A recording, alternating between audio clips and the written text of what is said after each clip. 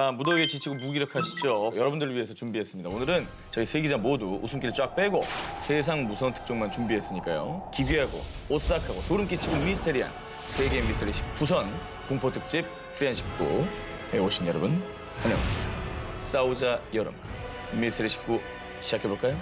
10 바랍니다. 웃음기 뺀다며.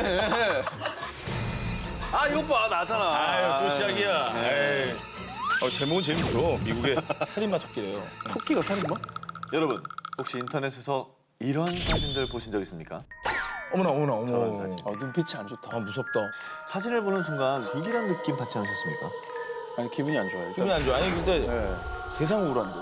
오래된 흑백 사진 속에서 아이들을 안고 있는 괴상한 토끼탈. 그리고 사진 한 구석에 의미를 알 수 없는 숫자가 왠지 모를 불길함을 더하고 있는데요. 사진 속 토끼탈의 정체가 연쇄 살인마라는 겁니다. 어머. 아이들에게는 부모님이 준비한 깜짝 이벤트라고 속인 후에 집에 들어가면요. 사진처럼 아이들과 함께 사진을 찍은 직후에 아이들을 살해한다는 무시무시한 이야기입니다. 저 사진은 살인마가 남기는 마지막 기념품이라는 거고요. 심지어 더 소름 돋는 이야기는 사진 하단에 적힌 숫자가 바로 그동안 살인마가 살해한 아이들의 숫자라는 겁니다. 저 토끼탈 속의 인물은 정말 1292명의 아이들을 살해한 희대의 연쇄 살인범인 걸까요?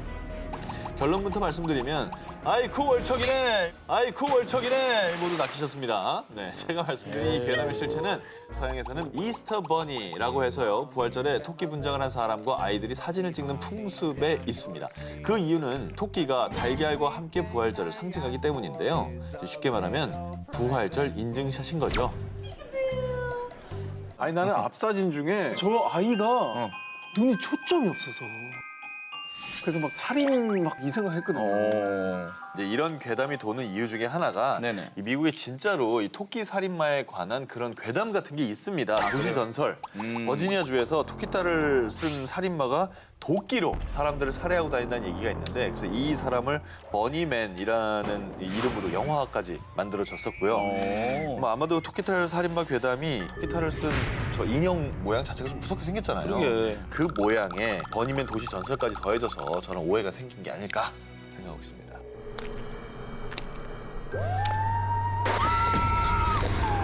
싸우자 여름아 미스터리 19 13위 공개해 주시죠. 아이고 조금 쭉 빼네요. 네. 이유도 예고도 없이 어느 날 당신 옆에 있던 사람이 갑자기 사라져버린다면 여러분은 어떠실 것 같습니까? 한 기자의 월요 미스터리 극장 제1편 어느 날 갑자기 사라진 지하철 1863년 1월 10일 출근하는 사람들로 가득한 영국의 한 지하철역 왜 이렇게 지하철이 늦게 오는 거야? 짜증나게 정말. 전역을 출발했다는 지하철은 아무리 기다려도 도착하지 않았고 사고라도 생기는 건가 싶어 모두 지하철을 찾아 나섰지만 아무리 찾아봐도 지하철은 보이지 않았습니다. 물론 그 안에 타고 있던 기관사와 승객까지 전부 말이죠. 그런데 이상한 것은 열차가 사라진 곳에서도 열차의 운행 소리는 계속 들려왔다는 겁니다. 그리고 10주 후 모두가 포기했던 순간 이번에 내실 분은 모니먼트역입니다. 내리실 문은 왼쪽입니다. 열차의 문이 열리자 실종됐던 승객들이 지하철에서 내렸습니다. 실종돼 10주 동안 어디에 있었습니까? 무슨 말씀이세요? 저는 그냥 20분 전에 출근하려고 지하철을 탔을 뿐인데요. 실제로 당시 언론에 대서특필됐던 사건이며 지하철이 다른 차원의 공간으로 이동했다가 다시 돌아온 것이다 라고 주장하는 분들도 많았습니다. 하지만 다른 한편에선 영국이 세계 최초로 지하철을 개통한 것이 1863년 1월 9일, 즉 지하철 실종 사건이 벌어졌다는 그날의 바로 전날인데 당시 지하철 운행을 하지도 않았으니 실제로 있었던 사건이 아니라고 주장하기도 합니다. 실제 사건이라면 대체 지하철은 10주 동안 어디에 있었던 것인지 여전히 풀리지 않는 미스터리로 남아있습니다. 자, 이렇게 시간과 장소를 뛰어넘어 발생하는 미스터리한 사건들. 이번에는 인류의 끊이지 않는 관심사. 지금 그곳에 미래에서 온 시간 여행자가 있습니다. 월요 미스터리 극장 제2편. 카메라에 포착된 시간 여행자들 편입니다. 1995년에 열렸던 마이크 타이슨의 권투 경기였습니다. 화면 왼쪽 뒤에 저 남자를 봐주세요. 누구요? 저 남자죠. 저 찍는 남자? 네, 1995년이라고요. 저런 게 없잖아. 스마트폰이 아니에요? 1995년엔 전국적으로 삐삐가 유행이었고요. 어떻게 저 사람은 1995년도에 카메라 폰을 사용하고 있는 걸까요? 일각에서는 1995년에 출시된 디지털 카메라 C 모사의 어떤 모델과 비슷하다며 시간 여행자설을 일축하기도 했지만 딕하겠지. 다른 한쪽에서는 모양이 다르다며 시간 여행자가 확실하다고 주장하고 있는 상황인데요. 이번에는 1938년도에 찍힌 영상에서 휴대전화를 들고 있는 여성이죠. 어디? 통화를 하고 있지 않습니까? 어머, 뭐야? 통화하고 있다고? 어머머. 전화 끊고 진짜 집어넣는 그런 영상이잖아요. 옆에서 이렇게 하고 딱 내리는데 옆에 사람들이 아무것도 없다는 것처럼 나오는 게 그건 말이 안 돼요. 왜냐면 같이 간 사람들이에요. 어떻게든 설명이 안 돼. 과학 좋아하시니까 과학적으로 설명해봐요. 저는 저 물건이 전화기가 아니라고 해도 믿을 만한 근거들이 또 있고 앞에 계신 분도 손에 파우치 같은 걸 들고 파우치잖아. 저 사람은 저건 전화기 사이즈가 아니잖아요. 파우치를 여기다 대고 뭐 연구입니까? 대부분 조작된 사진으로 생각하며 코웃음 치셨겠지만 합성은 아닙니다. 실제 사진입니다. 그렇다면 정말 시간 여행자들인 걸까요? 싸우자 여름아 미스터리 19 11위 공개해 주세요. 세계 최대 온라인 경매 사이트 이베땡에는 종종 사람들을 경악하게 만드는 중고 물품이 올라오는데요. 그 정체는 바로 영원히 붙었다는 기이한 물건들. 참 재미네. 보기에도 음산한 인형부터 거울, 심지어 공중부양을 한다는 사과사, 노트북까지. 영혼의 종류도 사연도 아주 다양한데요. 그중에 가장 많이 알려진 건 유대인 하벨라의 집안 대대로 전해 내려오던 와인 상자 디벅 박스입니다. 히브리어로 죽은 자의 혼을 뜻하는 이 디벅. 악령을 넣고 거기에 봉인을 해둔 상자인데요. 상자의 보관법 아주 간단합니다. 자, 보이지 않는 곳에 숨겨두고 절대 열어보지 말 것. 자, 그러나 하벨라의 손녀부터 와인 상자를 구입한 케빈은 그녀의 경고를 무시하고 상자를 열게 됩니다. 자, 그때부터 시작된 악령의 저주. 공교롭게도 케빈이 이 상자를 가져온 이후 돌연 뇌졸중으로 쓰러진 케빈의 어머니는 결국 세상을 떠나고 말았다는데요. 더 이상 상자를 보관할 수 없었던 케빈은 온라인 경매 사이트인 이베땡에 사연과 함께 와인 상자의 사진을 올리는데요. 그런데 이 케빈의 무시무시한 사연은 아이러니하게도 수많은 사람들을 열광하게 만들었습니다. 그 결과 트루먼 주립대학교 학생이었던 이오시프가 $140 현재 가치로는 약 15만 원의 이 박스를 낙찰받게 되는데요. 자, 그런데 이오시프 역시 원인 모를 화재 등을 겪으면서 디벅 박스의 저주를 믿게 되고 결국 처음 디벅 박스를 구매했던 이베땡에 다시 판매글을 올리게 되죠. 어머, 기분 나빠라. $280, 현재로 치면 약 30만 원의 박물관 큐레이터였던 제이슨 헥스톤의 손에 이번엔 들어가게 됐습니다. 제이슨 헥스톤 역시 원인 모를 두드러기로 시름시름 앓더니 심지어 피를 토하는 일까지 생겼다고 하는데요. 사태의 심각성을 깨달은 제이슨 헥스톤은 결국 유대교 사제를 만나 상자를 다시 봉인한 후 아무도 모르는 곳에 숨겨두게 됩니다. 이후 이 디벅 박스 이야기는 2012년 악령의 상자 포제션이라는 영화로 개봉이 되기도 했는데요. 자, 과학으로는 설명할 수 없는 디벅 박스의 무시무시한 저주에도 불구하고 지금도 이베땡에는 영원히 붙은 물건을 판매합니다라는 게시글이 심상치 않게 올라오고 있다고 합니다. 진짜? 싸우자 여름아 미스터리 19 이제 10위입니다. 죽음을 부르는 18분 연주.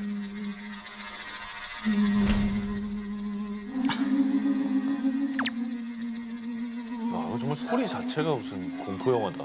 전 세계에서 곡을 들은 300여 명 사망, 곡을 만든 작곡가가 자살했다 등등 무시무시한 괴담을 무한 생성해낸 이 노래. 미궁이 바로 그 주인공입니다. 섬뜩한 가야금의 선율, 중간중간 튀어나온 알 수 없는 괴성과 기이한 가사들. 무려 18분이라는 긴 시간 동안 연주가 되는 이 곡은요, 오로지 가야금과 사람 목소리로만 표현을 해내고 있다는 사실.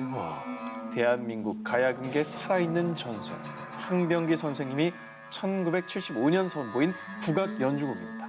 처음 이 곡을 명동 국립극장에서 선보였을 당시 여성 관객이 비명을 지르며 공연장을 뛰쳐나가는 소동이 벌어지기도 했고요. 자, 이 때문에 문화 단속이 심했던 1975년 당시에는 곡 자체가 지나치게 쇼킹하다는 이유로 재공연 금지 처분을 받기도 했지만 자, 황병기 선생님 말씀에 따르면요. 이 곡의 전체적인 주제는 시대를 살아가는 인간의 희로애락을 표현한 것이라고 합니다.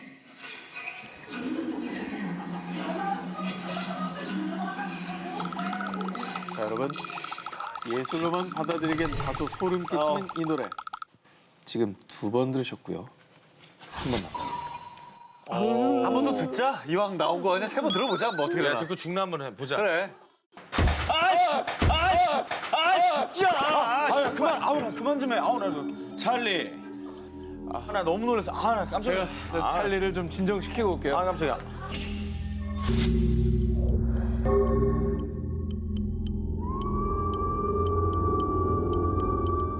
저 뒤를 쳐다보네요. 잘 있나? 또 떨어질 것 같아. 싸우자 여름아 미스터리 19 이번에 9위입니다. 실화의 담 일본 쓰나미 귀신. 약 2만여 명이 숨진 일본 역사상 최악의 재난이었죠. 2011년 3월 일본을 강타한 9.0 규모의 초대형 동일본 대지진 사건이었는데요. 그런데 이 사건 이후에 일본에선 미스테리한 일들이 계속 일어나고 있다고 합니다. 여성 손님 앞에 선 택시. 그 여성의 목적지는 미나미 하마. 택시기사는 이상한 생각이 들어서 이렇게 말합니다. 저 그곳은 쓰나미로 잔해만 남은 곳인데 괜찮아요? 여성은 제가 정말 죽은 건가요? 네, 사라졌습니다. 여기서 끝이 아닙니다. 또 한 마을의 동사무소에서는 매일 정해진 시간에 전화가 걸려옵니다. 하지만 받을 수 없었죠. 그 이유는 발신자 번호가 이미 쓰나미에 휩쓸려 초토화된 공공시설의 전화번호였기 때문이었죠. 그리고 전화가 걸려오는 시간은 매번 당시 쓰나미가 덮친 시각이었습니다. 그런 이유로 아무도 전화를 받지 않았는데요. 모르고 우연히 받은 직원의 증언.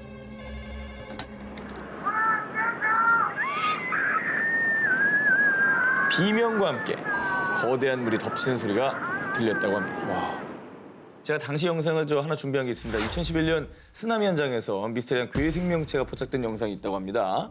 쓰나미 속으로 뭐가 하나 들어갑니다. 보세요. 어디. 이제 그 뉴스 화면 저 봐요. 뭐 들어가죠?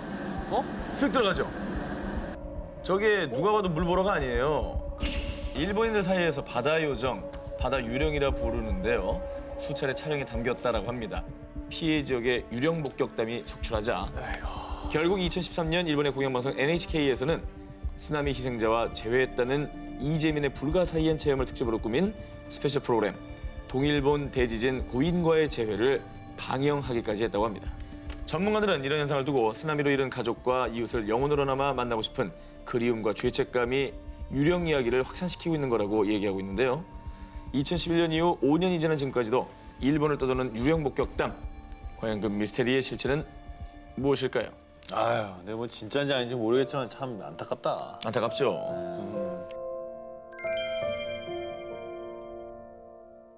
싸우자 여름아 미스터리 19 8위 공개합니다. 빨간 옷 소녀의 저주. 대만에는 오래전부터 전해져 내려오는 빨간 옷을 입은 한 소녀에 대한 얘기가 있는데요.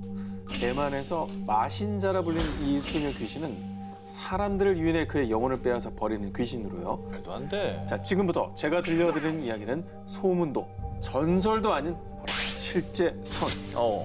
자, 1998년 3월 대만 타이중의 대둔산으로 놀러 갔던 한 가족이 이후 원인 불명의 병으로 모두 사망하는 사건이 발생했죠. 당시 대만에서는 귀신을 소재로 한 방송이 한창 유행 중이었는데요. 그중 신출귀몰 제작팀에게 도착한 하나의 영상이 있었습니다. 그 영상을 본 제작팀은 경악을 금치 못했는데요. 영상 속에 있었던 건 등산하고 있는 가족들과 그 뒤를 따라가는 정체불명의 빨간 옷을 입은 소녀였죠. 뭐야? 이 방송이 나간 후 빨간 옷 소녀를 봤다며 수많은 사람들이 연락을 해왔고요.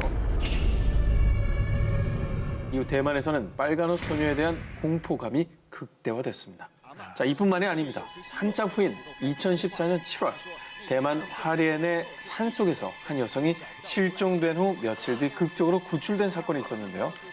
CCTV로 사건의 경위를 확인하면 경찰은 놀라움을 감추지 못했습니다. 그 이후 실종된 여성의 뒤로 이번에도 빨간 옷 소녀로 의심되는 빨간 광채가 따라가고 있었던 것입니다. 경찰의 발표 이후 또다시 대만 시민들은 충격에 빠져들었죠. 자, 아무튼 이렇게 20여 년 동안 빨간 옷 소녀와 관련된 의문의 실종 사건이 대만 전역에서 발생이 됐고요.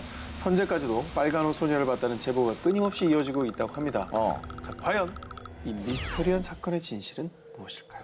자, 싸우자 여러분 미스터리 짚고 이제 6위입니다. 일본 여학생들의 자살 장소. 어머, 웃을 수 없는 얘기다. 바로 일본 혼슈 지방의 유명한 화산 지역인 미야라산입니다. 1986년 마지막 분화를 한 이후로 분화 활동은 멎었지만 여전히 활발히 활동하는 활화산입니다. 이 미야라산의 또 다른 이름이 있다죠. 바로 자살산. 끔찍한 일입니다. 그 이유는 무려 1000명에 가까운 사람이 이 분화구 속에 목숨을 던졌기 때문이죠.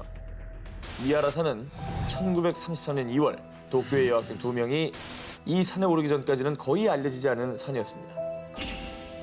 당시 2명의 여학생은 이 산에 올라 그중에 한 여학생 우케이 메이코는 친구 마사코에게 분화구에 뛰어들어 자살하겠다고 말하죠. 그리고 친구 마사코에게 비밀을 지키겠다는 약속을 받아낸 뒤에 그만 그녀는 분화구 속에 몸을 던지고 맙니다. 친구의 자살을 목격한 괴로움과 우울증이 심해진 마사코는 다른 친구에게 이 비밀을 털어놨고요.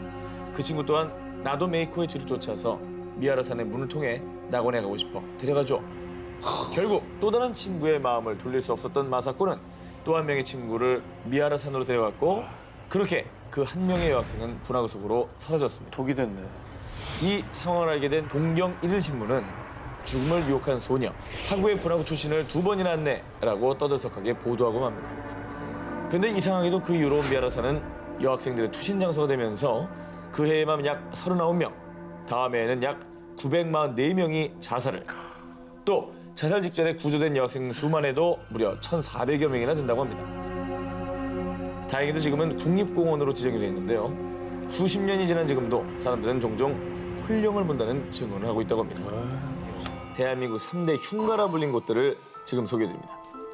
경기도 광주에 위치한 곤지암 정신병원. 나 여기 얘기 들었어. 국내뿐 아니라 2012년에 미국 CNN이 선정한 세상에서 가장 소름 돋는 장소 7곳 중에 한 군데로 꼽혔을 정도로 간담을 서늘케 하는 곳입니다. 1996년 폐업한 이 정신병원은 입구부터 핏자국처럼 보이는 페인트 자국, 운영 당시 환자들이 사용했던 침대와 이불, 약들까지도 그대로 남아 있습니다. 아우 진짜. 두 번째는 충북 제천에 있는 늘 가든입니다. 아우 또 뭐야. 풍문에 의하면 90년에 제천에서 일어난 연간 교통사고와 인명사고의 20%는 제천의 이 늘범 가든 앞 도로에서 일어났다고 합니다. 마지막으로 경북 영덕에 위치한 한 2층짜리 흉가입니다. 이곳은 심령 사진들로 화제가 된 곳입니다. 제가 정말 어렵게 공소했습니다. 뭔데? 저기 원래 이제 친구 둘이 있는데 뒤에 한 명 있는 거죠. 서 있는 어? 듯한 어디? 빨간 저게 사람이라고? 약간 실루엣이 아니 그렇게 안 보여요? 정말? 뭔가 저 위에 얼굴과 밑에 이제 소복 치마 입은 것 같은 그런 모습이잖아요. 그냥 쌀이 빗자루 같은데? 예, 아, 물론 그래요? 뭐 쌀이비를 그렇게 봤을 수도 있지만 하얀 소복 입은 이제 사람이 이렇게 보고 있는 것 같고 아무리 봐도 사람 같지 않은데? 이렇게 잘 안 보이면 꿈에 나타나지도 않아요. 뭐 보이는 게 없어가지고. 정말 무서운 분 여기 있네요. 하나도 못 보고 있네요 지금.